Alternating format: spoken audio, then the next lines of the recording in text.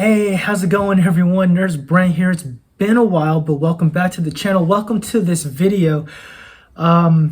Today, this video will be somewhat of a response reaction video to Selena Gomez's documentary that just dropped a couple days ago, called My Mind and Me. It's on Apple TV Plus. I do highly recommend you guys to watch it. And it's about her living with bipolar. She was, recently diagnosed with it, and this documentary covers, 6 years of her life. I believe it's from 2016 to 2022, and she shares, what she was going through with bipolar. So I just want to make a quick disclaimer before we start. I have not followed Miss Gomez's life as closely as some other people. I do know a few things about her, that she did a couple of Disney stuff. She sings, obviously. She had a cooking show more recently, and she also dated Justin Bieber, and they broke up.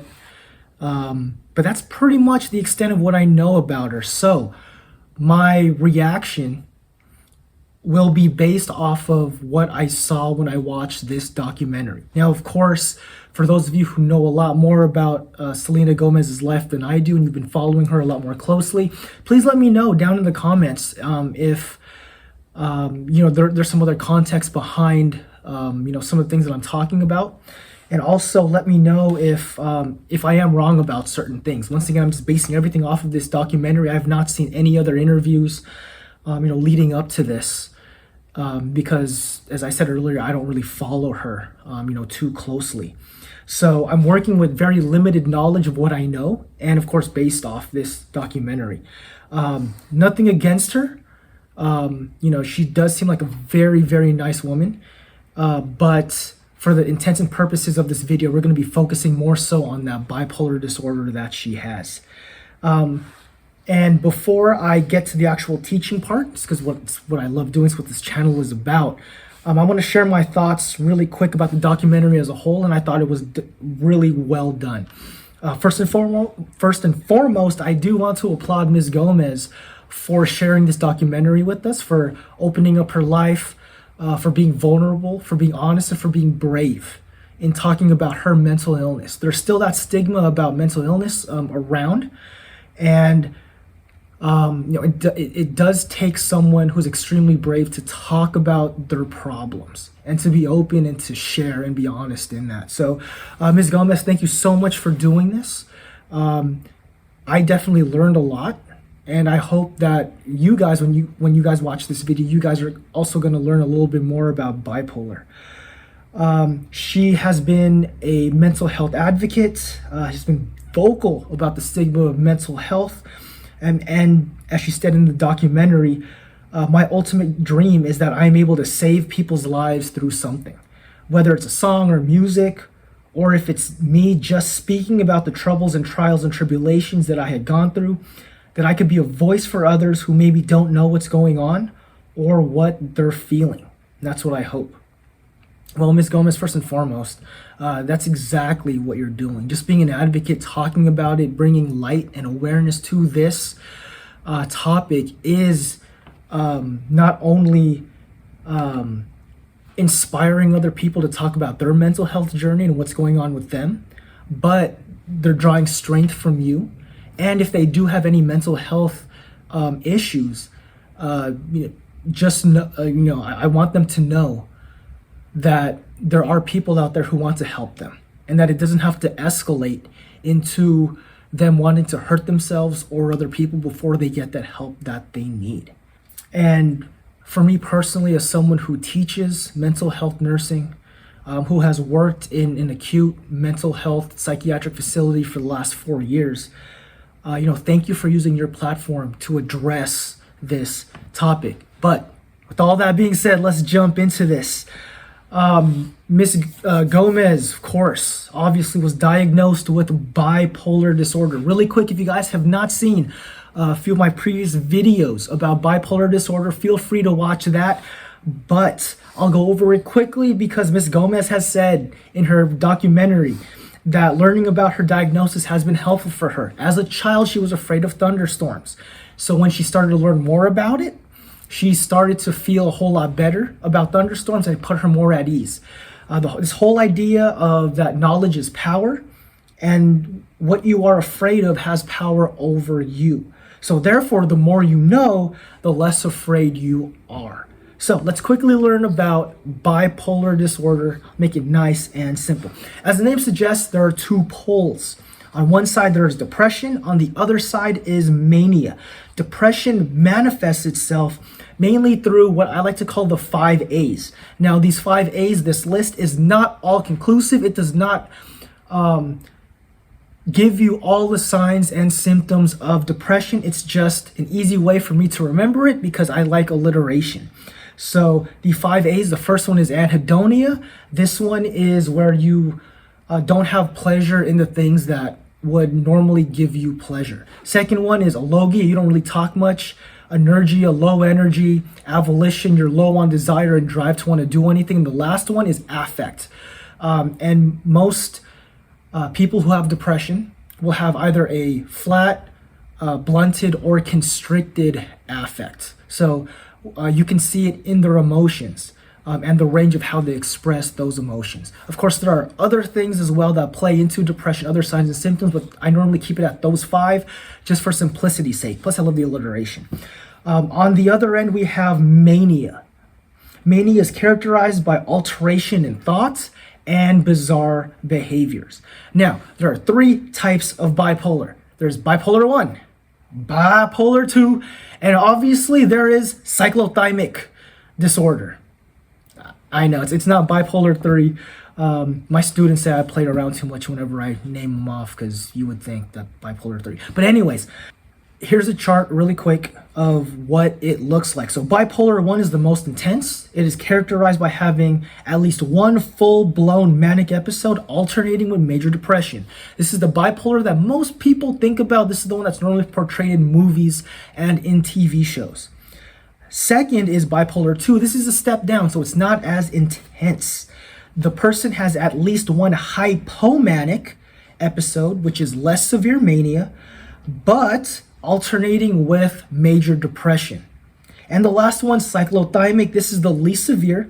This is the one that a person has where they have bipolar for over 2 years, and it's characterized by having hypomanic manifestations with alternating minor depressive episodes. Thing is, I'm not sure which one Miss Gomez has. She didn't state it directly in the documentary. I am not going to diagnose her. I can't diagnose her technically. I'm not a doctor. I'm a nurse. That's above my pay grade. And, so I generally can't. But Miss Gomez, if you are watching this video and you are comfortable with sharing which bipolar disorder you have, 1, 2, or cyclothymic, please let us know. Up to you, but we're not forcing you or anything like that. For the intents and purposes of this video, we're just going to say bipolar, but we are going to talk about some of the signs and symptoms that I was able to see in the documentary. Now, there's 2 parts in this documentary that I want to go over. The first part is what I will call Who Says You're Not Hurting.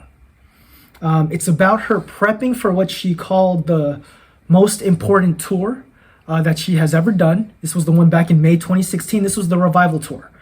And I want to point out some of the signs that I observed in her as she started to spiral down.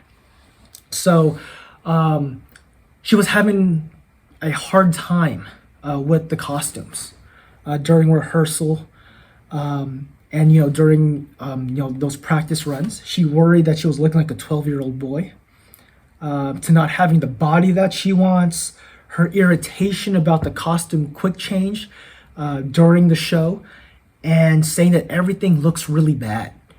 And it started when she started rehearsing from the very beginning. Then she starts crying about not wanting to disappoint John. Then there are scenes where the media is asking her questions about her and Justin Bieber, if she's jealous, if she knows what's going on with them, if she's using drugs and alcohol.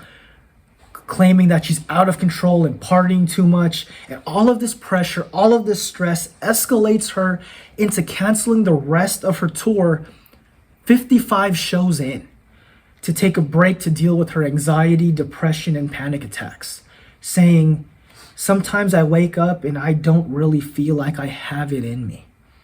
This is a mental break. Now, the director, editors, production crew, they did a great job editing this part of the documentary to give us a glimpse of all the hustle and bustle, the lights, the cameras, the paparazzi, the pressure that Selena Gomez was under. Lots of quick, fast scenes. And honestly, this made my blood pressure rise because I thought to myself, this is probably what a bipolar person experiences. And this is great. And by that, I mean, this is a great learning experience. And I know that it totally sucks for Selena Gomez who had to go through that.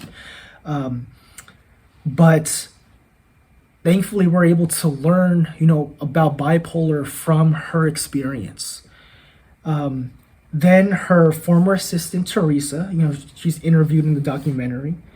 And she said that when she looked into Selena's eyes, there was nothing there. And she's like, "I don't want to be alive right now. I don't want to live." This, my friends, is a red flag. When it comes to suicidal thoughts, there are 5 things you need to know immediately. Do not be cute about it. Ask these questions. You need to know this immediately. All right, the first one is, do you have a plan to hurt yourself? Do you have any thoughts of hurting yourself? Do you have any intention to hurt yourself? Have you tried to hurt yourself in the past? And the last question you're going to ask is, do you have any access to any weapons or anything that can be used to hurt yourself? So pills, a gun, access to a really high bridge or a traffic overpass, things like that, right? Because you want to make sure that in this moment, when someone is having these suicidal thoughts, you might have to step in, intervene, and save their life.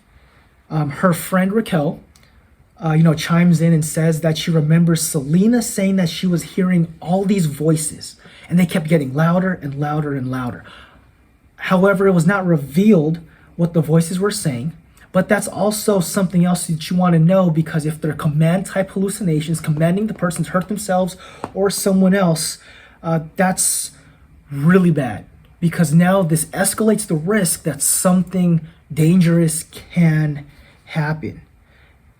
So in a nutshell, these were the signs that I saw during this part of the documentary: irritability, crying and tearfulness, possible presence of auditory hallucinations, thoughts of self-harm, and the media's interpretation of impulsiveness relating to rumored partying, drugs, alcohol use, and being out of control. With that being said, drugs, alcohol, smoking, stress, a chronic medical condition like lupus, which Miss Gomez does have, can exacerbate mental illness. So really quick, let's talk about lupus, because that was something that showed up in the documentary a couple of times and did lead to exacerbations in her mental illness. So lupus is an autoimmune disease, which pretty much means that the body attacks itself. Your body's not supposed to do that, but for some reason, your body targets cells, organs, parts of your body as being foreign, as being dangerous, I guess you can say, and it attacks it, trying to get rid of it. All right. There are 4 types of lupus. The most common one is SLE. This is systematic lupus erythematosus. So this is the lupus that affects your body system-wide. It affects your organs. It affects your joints, which was why Miss Gomez had to undergo that kidney transplant, right? And the most common physical manifestation outside of the pain is that patients will have that red butterfly rash. I didn't see it in the documentary. However, during the COVID pandemic, Miss Gomez's lupus, it flared up again. resulting in the worst pain that she felt since childhood. And we find out that in a call with her doctor that she has lupus myositis rheumatoid overlap, that she was positive for a rheumatoid factor that would need her to receive an additional dose of rituximab. IV medication. Ms. Gomez said that it takes about 4 or 5 hours for her to receive that medication. And there were a couple of scenes where she would check her blood pressure, and her blood pressure would be really high, and that she said that she would have a stroke, which is true. Now, I'm sure that her medical team is on top of everything, but Selena, if you ever need a personal nurse to join that medical team, I got you. I've worked with patients who have had lupus. I've worked with patients who've had bipolar disorder. I could administer medications, and I am great at active listening. Therapeutic communication is what I do. Let me know, all right?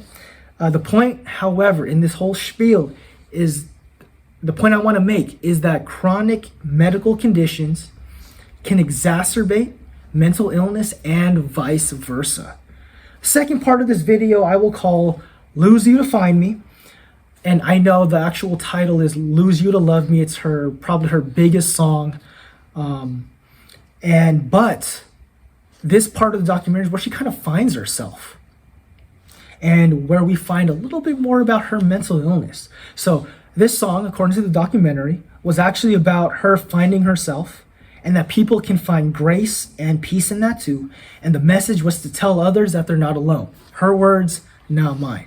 And of course, everyone was speculating this is a song probably about Justin Bieber. Regardless of what you think the interpretation is, it's a pretty good song. So she was able to somewhat find herself during a trip down to Kenya. She had partnered with the We nonprofit organization, where she was able to help young women, young girls, go to school and get a really good education to improve their lives and the lives of their family. And she found purpose, she found fulfillment during that time that she was in Kenya. And honestly, she drew strength from those women. And, those girls were amazing. It seemed to me they had this confidence and this peace that Selena didn't have. And when she left, that was really when things started to spiral again. It was very interesting to see Miss Gomez walk through a thunderstorm and rain and a little mini flood, to talking to these women about their school and their education, how they're not focused on boys or marrying because they want to study. Completely different from her jumping on a jet to get to London, because that was the next stop that she was going to, and immediately being surrounded by paparazzi's lights, the glitz, the glam, the fame, and she was miserable. And a lot of those interviews, except for the mirror interview, made her feel worse. That just continued to pile on to her mental illness.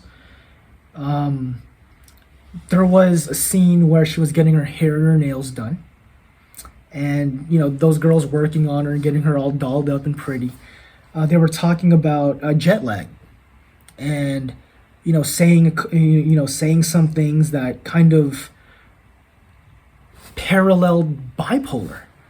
And I thought it was interesting because through that we can kind of see the public's perception of bipolar, of what people think about mental illnesses. And nothing against them, but it's just very interesting to hear other people's viewpoints. One of them said that it's like a combination of things, and you feel like you're in another world or you're in outer space. Yeah, I can see that. I've had patients, tell me that they feel different, that they don't feel like themselves.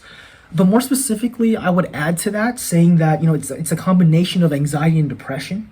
And you feel like you're out of control due to that spiral. And when you're experiencing that, you don't feel like yourself. Then it escalates to a conversation where Miss Gomez and her friend Raquel, they're talking. I think Selena's eating something, but they're talking about a birthday party that they're going to be going to. And Selena says, I don't think I'll be able to make because I'm really tired. All the interviews, the traveling around, doing all that stuff, promoting her album, all of that stuff, right? And she kind of snaps a little bit. And I was looking, I was like, oh, this is it. This is, another manifestation of her bipolar, just rearing its ugly head again. So just like before, we saw signs of irritability, dislike of interference from what she really wanted to do was to be with, the girls in Kenya, working with the We organization because they were doing some really positive stuff, which is really good. And she even stated that some of the interviews over in London was a waste of time, that she didn't want to do some of those interviews again because she felt like, she was being used, that people weren't understanding her, that they made her feel like a product, like she was back at Disney. So it was just bringing back a lot of past horrible memories and trauma. She was getting a little defensive when she was talking, to Raquel about, the birthday dinner. Lack of energy. We saw her in bed a little bit more. Anhedonia. We talked about one of the 5 A's of depression. She wasn't enjoying the interviews or even London for that matter. Just imagine, it's London. It's a beautiful city. There's so many things to do. There's the Eye, there's Big Ben, London Bridge, interviews. And some of those interviews, they were actually doing some kind of interesting things, the emoji game, just answering internet questions and relating to your fans. That's pretty fun, but she just wasn't enjoying any of it. Now, there was a lot of stuff going on in that documentary, more so than what I can cover. And I'm already past, looks like 20 minutes or so. But I just want to wrap this up really quick, is that overall bipolar is very complicated. And we still, despite our years of research and understanding it and working with these patients, we still don't understand everything about it. But hopefully this video helped you understand a little bit more about bipolar. I highly, once again, recommend you guys to watch this documentary because it was pretty good. Once again, Miss Gomez, thank you so much for sharing this with us, for being vulnerable, for being open, for being brave, for being honest with us, and just being a spokesperson about this and wanting to bring mental health literacy and awareness to everyone. Thank you for doing that. Of course, if there are no comments, questions, concerns, or complaints that can be expressed in a therapeutically communicative manner, thank you guys for hanging out with me today. If you have any said comments, questions, concerns, or complaints, you guys know where the comment section is. I'll see you guys next time. Take care. Peace.